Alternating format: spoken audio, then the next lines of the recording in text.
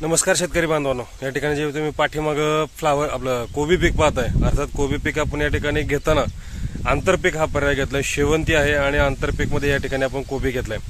तर कोबीवरती येणारे पांढऱ्या माशीचा प्रादुर्भाव हा जास्त जाणवतो. त्याचबरोबर शेवंती पिकावरती सुद्धा कुठं ना कुठं तरी आपली पांढरी माशी जाणवते. या ठिकाणी आपल्याला फवारणी करताना कुठलं बुरशीनाशक घेणं गरजेचं आहे.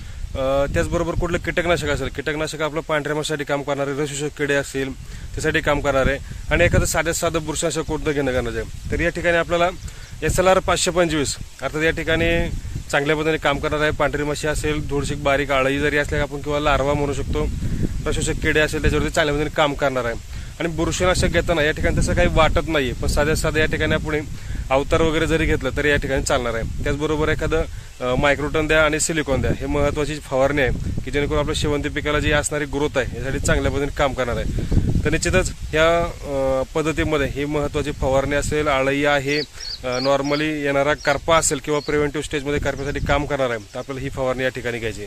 निश्चितच ही माहिती आवडली असेल तर व्हिडिओला लाईक करा, शेअर करा आणि आपल्या शेतकरी बांधवांना पाठवा. धन्यवाद.